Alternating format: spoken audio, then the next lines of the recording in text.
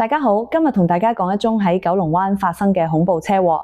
一輛掛有粵港車牌嘅平治電動車懷疑失控鏟上行人路，造成9人受傷。肇事司機已被暫控危險駕駛罪。先睇下意外一刻嘅畫面，請注意內有令人不安嘅撞擊畫面，請心理質素比較弱嘅朋友避開。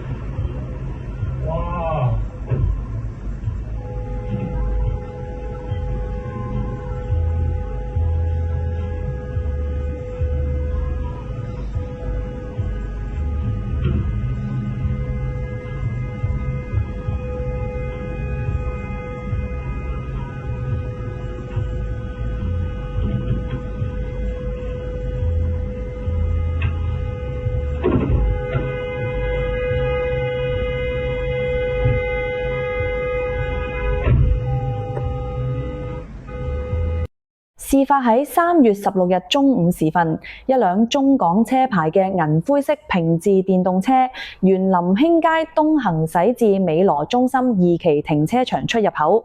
當時司機打算掉頭，懷疑將油門當成剎車掣，車輛隨即失控撞斷欄杆，鏟上行人路，狂衝25米，連環掃倒一棵大樹同多支燈柱。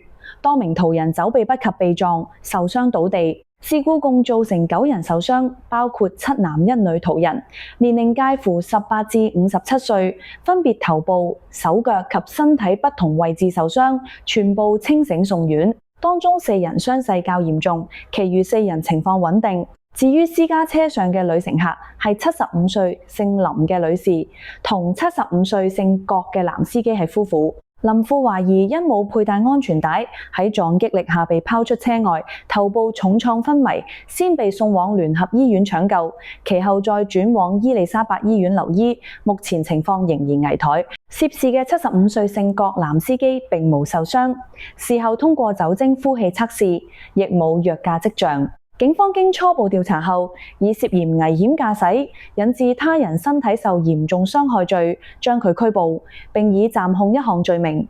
案件將於3月25日上午在觀塘裁判法院提堂。相信今次意外亦再次引起公眾對中港司機駕駛安全嘅關注。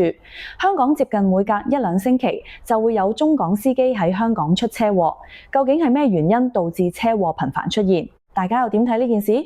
歡迎喺留言區分享你嘅睇法。如果鍾意呢條片嘅話，記得訂閱我嘅頻道。